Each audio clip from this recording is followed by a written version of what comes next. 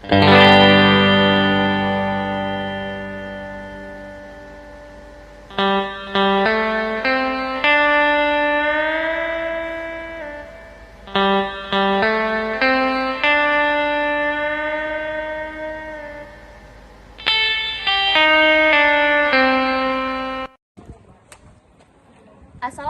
warahmatullahi wabarakatuh. Perkenalkan, kami dari Kompol 5 membahas tentang pajak. Kami akan memperkenalkan diri kami satu persatu. Mulai dari sebelah kanan.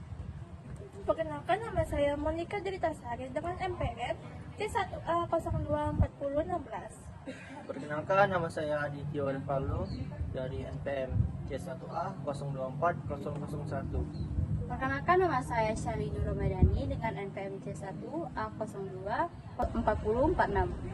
Perkenalkan, nama saya Zaberlian, NPM C1A 024075. Saya Sinta Sundari dengan NPM C1A 024005. Nantikan video selanjutnya.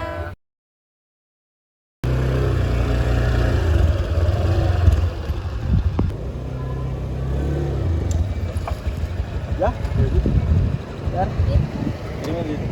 ini baru selesai berpajak. Apa sudah? Yang penting ya pajak. Oh, penting dong bayar pajak. Kamu nggak tahu pajak itu apa? Nggak tahu. Pajak itu, sini gue jelasin ya. Pajak itu adalah kontribusi wajib yang dibayarkan oleh orang atau badan hukum kepada negara untuk mengembangkan infrastruktur pendidikan, kesehatan. Pajak juga dibagi menjadi dua, pajak langsung dan pajak tidak langsung. Pajak langsung itu dibayarkan kepada pihak wajib pajak langsung. Kemudian pajak tidak langsung itu biasanya dikenakan oleh barang dan jasa. Gitu. Kamu harus bayar pajak nih, maka kamu tuh udah bayar pajak. Oke deh. Ayo. Kamu bisa cerita juga di? Oke, sekarang. Iya. Ayo. Ya. Yuk. Ya. Tiga.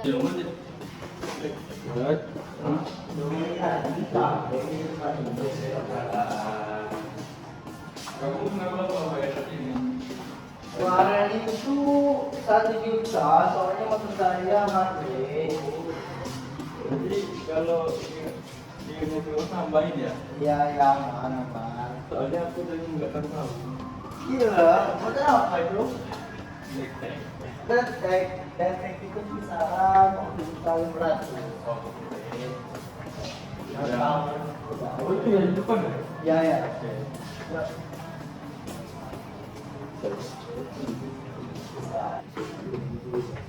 Tugas. Hai guys. Hai. Lagi ngobrolin apa nih? Kalau tugas banyak. Kalau kemarin itu yang coding dulu. Ya kamu sini bayar pajak enggak? Ya, lagi mungkin. Oh iya, memangnya kalau kita nggak bayar pajak ada hukumannya Pak? Ada, ya landasan hukum. Kamu nggak tahu landasan hukum itu apa? Memang apa? Landasan hukum pajak itu adalah diri dari berbagai peraturan yang mengatur, memungut dan mengolah dan administrasi pajak. Ada beberapa landasan hukum.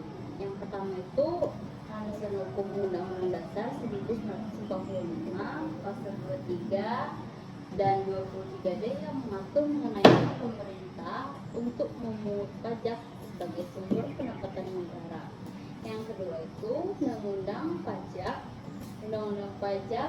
nomor 36 tahun 2008 tentang pajak penghasilan, yaitu PPH. Kemudian mengenai pajak individu dan badan. Kemudian ada juga Undang-Undang nomor 42 tahun 2009 tentang pajak penambahan nilai atau PPN mengatur pajak atas transaksi barang dan jasa. Ada lagi yang terakhir itu Undang-Undang nomor 28 tahun 2009 yang membahas tentang pajak bangunan dan pajak bumi atau PBB.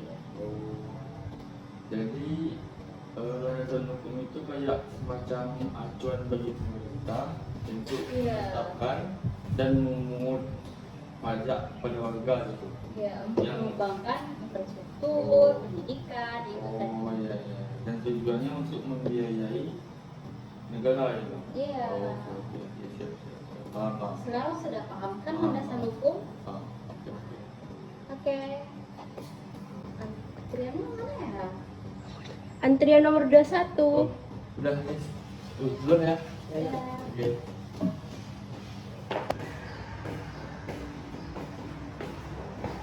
Pagi Bu.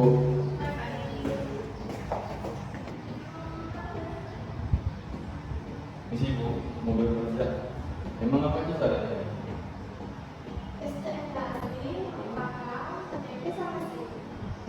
KTP.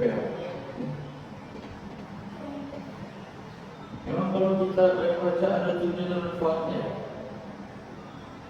Apa tuh? Pajak memiliki berbagai tujuan, yaitu pembiayaan bangunan dan pajak digunakan untuk pembangunan jalan, jembatan, dan fasilitas pajak lainnya. Dan pembiayaan sektor pendidikan, pajak memiliki beberapa tujuan, yaitu pembiayaan bangunan dan pajak digunakan untuk pembangunan jalan, jembatan, dan fasilitas publik lainnya. Registrasi pendapatan, pengumuman kesiaran pajak seperti pajak penghasilan membantu mengurangi kesenjangan ekonomi dan membedakan pajak lebih tinggi pada mereka yang berpenghasilan lebih tinggi. Dana yang boleh digunakan untuk program-program yang mendukung kelompok masyarakat yang kurang mampu.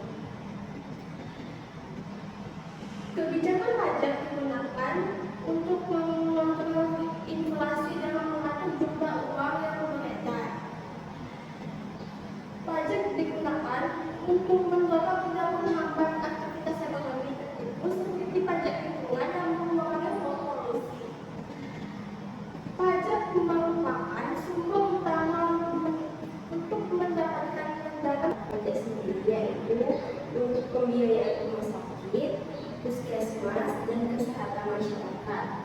Lalu pada bagian pendidikan, untuk dana sekolah, universitas, dan beasiswa. Lalu pada pembangunan, yaitu transportasi, pembiayaan pembangunan jalan, jembatan, dan lainnya. Lalu fasilitas umum untuk pembangunan taman, perpustakaan, dan juga pusat komunitas. Lalu stabilitas ekonomi untuk pajak berfungsi sebagai pengatur jumlah uang yang beredar, lalu membantu menjaga stabilitas harga. Lalu untuk redistribusi pendapatan, pajak berguna untuk pajak progresif membangun mendistribusi kekayaan yang lebih mampu kepada masyarakat yang kurang mampu. Dan yang terakhir, pajak merupakan sumber pendapatan yang utama bagi pemerintah untuk mengurangi ketergantungan pada utang luar negeri. Oh, jadi gitu ya Bu? Iya. Udah mulai paham nih. Oke, makasih ya. Ya, terima kasih sudah mulai pajak ya. Pamit dulu. Makasih Dit.